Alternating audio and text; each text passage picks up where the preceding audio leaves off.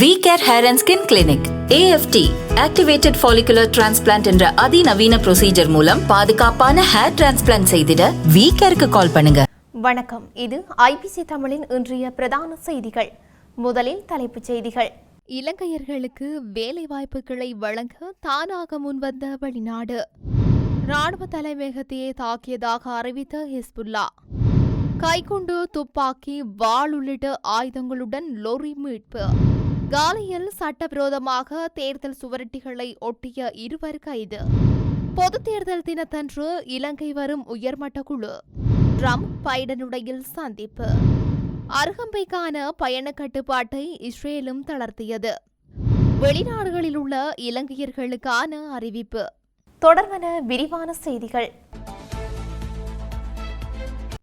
விவசாயம் மற்றும் அது சார்ந்த தொழில் வாய்ப்புகளுக்கு கொரியா சிறிய அளவிலான தொழில் முயற்சிகள் சங்கம் இலங்கைக்கு உதவ முன்வந்துள்ளது. அத்தோடு மீன்பிடி தொழிலுக்கு தேவையான தொழில்நுட்ப உதவி மற்றும் பயிற்சி வழங்குவதற்கான வசதி அளிக்கவும் கொரியா சிறிய அளவிலான தொழில் முயற்சிகள் சங்கம் உடன்பாடு தெரிவித்துள்ளது. கொரியா சிறிய அளவிலான வர்த்தக சங்கத்தின் பிரதிநிதிகள் குழுவிற்கும் ஜனாதிபதி அலுவலக அதிகாரிகளுக்கும் இடையில் ஜனாதிபதி அலுவலகத்தில் இடம்பெற்ற கலந்துரையாடலில் இந்த விடயங்கள் வெளிப்படுத்தப்பட்டுள்ளன.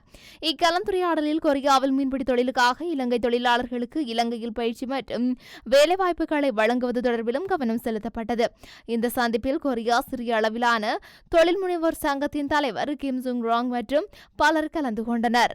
இஸ்ரேலின் ராணுவ தலைமையகம் மற்றும் பாதுகாப்பு அமைச்சகத்தை குறிவைத்து தாக்குதல் நடத்தியதாக ஹிஸ்புல்லா அமைப்பு அறிவித்துள்ளது. இஸ்ரேலின் மத்திய டெல் அவிவில் உள்ள ராணுவ தலைமையகம் மீது இன்று இந்த தாக்குதல் நடத்தப்பட்டதாக அறிவிக்கப்பட்டுள்ளது. இக்குறித்த தாக்குதலானது ஆளில்லா விமானங்கள் மூலம் நடத்தப்பட்டதாகவும் இலக்குகள் துல்லியமாக தாக்கப்பட்டதாகவும் ஹிஸ்புல்லா தெரிவித்துள்ளது. இதேவேளை லெபனானில் இருந்து வந்த 2 ட்ரோன்களை வடக்கு இஸ்ரேலில் வைத்தே இடைமறித்து அளித்ததாக இஸ்ரேலிய ராணுவம் தெரிவித்துள்ளது.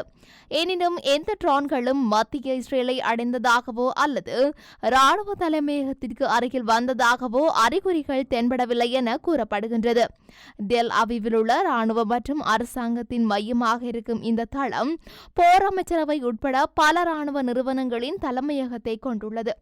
அத்தோடு இந்த தலைமையகத்தின் மீதான தாக்குதல் அறிவிப்பு தொடர்பில் இஸ்ரேலிய தரப்பிலிருந்து உடனடி கருத்துக்கள் வெளியிடப்படவில்லை. கைக்குண்டு, துப்பாக்கி, வாள், தோட்டாக்கள் மற்றும் 2 கத்திகள் உள்ளிட்ட ஆயுதங்களுடன் லொரி ஒன்று நேற்றைய தினம் கைப்பற்றப்பட்டுள்ளதாக சூரியவெவ போலீசார் தெரிவித்தனர். சூரியவெவ போலீசாருக்கு கிடைத்த தகவலின் பேரில் மேற்கொள்ளப்பட்ட சுற்றிவளைப்பில் இந்த லொரி கைப்பற்றப்பட்டுள்ளது. வாக்கெடுப்பு நிலையத்தின் மீது தாக்குதல் நடத்துவதற்காக இந்த ஆயுதங்களை தயாராக வைத்திருந்ததாக போலீஸ் விசாரணையில் தெரிய வந்துள்ளது. இது தொடர்பில் லொரியின் உரிமையாளரிடம் வாக்குமூலம் பெற்றுள்ளதாக போலீசார் மேலும் தெரிவித்தனர். இது தொடர்பான மேலதிக விசாரணைகளை சூரியவெவ போலீசார் மேற்கொண்டு வருகின்றனர். பொதுத் தேர்தல் வேட்பாளர் ஒருவருக்கு சார்பாக சட்டவிரோதமாக தேர்தல் சுவரொட்டிகளை ஒட்டியதாக கூறப்படும் 2 சந்தேக நபர்கள் இன்றைய தினம் வியாழக்கிழமை அதிகாலை கைது செய்யப்பட்டுள்ளதாக காலி போலீசார் தெரிவித்தனர். காலி கத்தவத்த பிரதேசத்தில் மேற்கொள்ளப்பட்ட சுற்றிவளைப்பு நடவடிக்கையின் போதே சந்தேக நபர்கள் கைது செய்யப்பட்டுள்ளனர். கைது செய்யப்பட்டவர்கள் காலி கத்தவத்த பிரதேசத்தைச் சேர்ந்தவர்கள் ஆவார். இது தொடர்பான மேலதிக விசாரணைகளை காலி போலீசார் மேற்கொண்டு வருகின்றனர். இன்று பொதுத் தேர்தல் தினத்தன்று இலங்கைக்கு அதிகாரப்பூர்வ பயணம் மேற்கொள்ளவிருந்த சர்வதேச நாணய நிதியத்தின் உயர்மட்ட குழு தமது பயணத்தை ஒத்திவைத்துள்ளது. இலங்கையில் பொதுத் தேர்தல் இடம்பெறுவதால் நாளை மறுதினம் 16ஆம் தேதியே தமது குழுவின் பயணம் இடம்பெறும் என சர்வதேச நாணய நிதியம் அறிவித்துள்ளது. இலங்கையின் நீட்டடிக்கப்பட்ட கடன் வசதிகளின் கீழ் 3வது மீள்வாய்வை பற்றி கலந்துரையாடல்கள் நடந்த சர்வதேச நாணய நிதியத்தின் குழு ஒன்று இன்று 14ஆம் தேதி இலங்கைக்கு வருவதாக அரசாங்கத்துக்கு தெரியப்படுத்தியிருந்தது. என்றாலும் பொதுத் தேர்தல் காரணமாக 2 நாட்கள் குறித்த பயணத்தை ஒத்திவைக்கப்பட்டுள்ளதுடன் நாளை மறுதினம் இந்த பயணம் இடம்பெறும் என உத்தியோகபூர்வமாக அரசாங்கத்துக்கு தெரியப்படுத்தப்பட்டுள்ளது.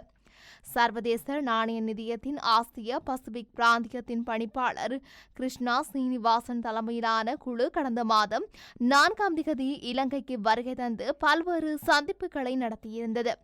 இந்த கலந்துரையாடல்களின் பின்னர் வாஷிங்டனில் நடத்திய ஊடக சந்திப்பொன்றில் கருத்து வெளியிட்ட கிருஷ்ணா சீனிவாசன் 3ஆம் கட்ட மதிப்பாய்வுக்காக விரைவில் இலங்கை வரவுள்ளதாக கூறினார். இதன் பிரகாரமே இன்று இந்த பயணம் இடம்பெற்றிருந்தது. விரிவாக்கப்பட்ட கடன் வசதியின் ஆதரவுடன் நடைமுறைப்படுத்தப்படும் இலங்கையில் பொருளாதார சீர்திருத்த திட்டங்கள், பொருளாதார மற்றும் நீதிக் கொள்கை அமுலாக்கத்தில் முன்னேற்றம் ஏற்பட்டுள்ளதாக சர்வதேச நாணய நிதியம் பாராட்டுக்களை தெரிவித்துள்ளமையும் சுட்டிக்காட்டப்பட்டுள்ளது.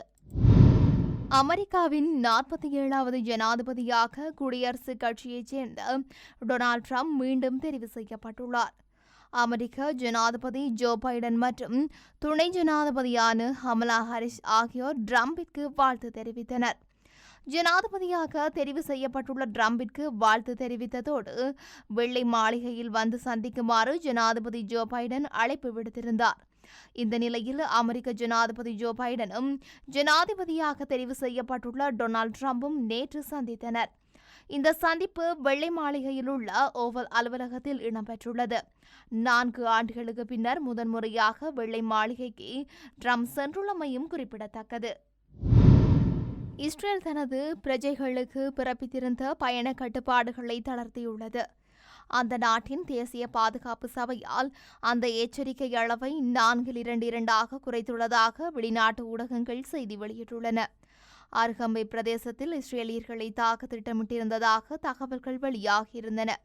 இதனால் மறு அறிவித்தல் வரும் வரை அருகம்பை பகுதிக்கு செல்வதை தவிர்க்குமாறு இஸ்ரேல் தனது குடிமக்களுக்கு கடந்த அக்டோபர் மாதம் 23ஆம் தேதி எச்சரிக்கை விடுத்திருந்தது. இதேவேளை அருகம்பை மற்றும் பொத்துவில் பிரதேசங்களின் சார்பிங் விளையாட்டால் இஸ்ரேலியர்கள் அதிகம் உலாவுவதால் ஏதேனும் ஆபத்து ஏற்படலாம் என கடந்த சில தினங்களுக்கு முன்னர் தமக்கு தகவல் கிடைத்ததாக கடந்த 23ஆம் தேதி பொலிஸ் ஊடக பேச்சாளர் நிஹால் தல்துவ தெரிவித்துள்ளார். இச்சம்பவம் தொடர்பாக 6 சந்தேக நபர்கள் கைது செய்யப்பட்டுள்ளதாகவும் அவர்களிடம் விசாரணை நடத்தப்பட்டு வருவதாகவும் அண்மையில் அரசாங்கம் அறிவித்தது. சந்தேக நபர்களில் மாலைதீவு பிரஜையொருவரும் அடங்கியுள்ளார்.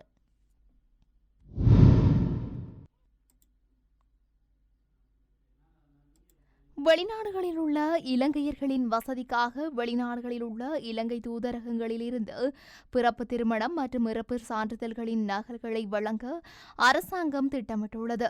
இந்த வேலை திட்டம் தெரிவு செய்யப்பட்ட 7 வெளிநாட்டு தூதரகங்கள் மற்றும் கொன்சுலேட் ஜெனரல் அலுவலகங்கள் மூலம் முன்னோடி திட்டமாக நடைமுறைப்படுத்தப்படவுள்ளது. அதன்படி குவைத், ஜப்பான் மற்றும் கட்டார் தூதரகங்கள், ஆஸ்திரேலியாவின் மெல்போர்ன், கனடாவின் டொராண்டோ, இத்தாலியின் மிலான் மற்றும் துபாய் தூதரகங்கள் மூலம் இந்த முன்னோடி திட்டத்தை செயல்படுத்த எதிர்பார்க்கப்படுகின்றது. இலங்கையில் உள்ள எந்தவொரு பிரதேச செயலகத்திலிருந்தும் பிறப்பு, திருமணம் மற்றும் இறப்பு சான்றிதழ்களை பெறுவதற்கு அமைக்கப்பட்டுள்ள முறைமைக்கு ஏற்ப வெளிநாட்டு தூதரகங்கள் மூலம் இந்த சான்றிதழ்களை வழங்கும் நடவடிக்கை எடுக்கப்பட்டுள்ளது. அந்த வகையில் பதிவாளர் நாயகம் திணைக்களம் மற்றும் வெளிவிவகார அமைச்சினால் கூட்டாக பராமரிக்கப்பட்டு தரவு கூட்டமைப்பை மேம்படுத்த நடவடிக்கை எடுக்கப்பட்டுள்ளது. இத்துடன் இன்றைய பிரதான செய்திகள் நிறைவடைகின்றன. தொடர்ந்தும் செய்திகளை அறிந்து கொள்ள IBC தமிழ் நியூஸ் என்ற எமது யூடியூப் பக்கத்தினூடாக இணைந்திருங்கள். நன்றி.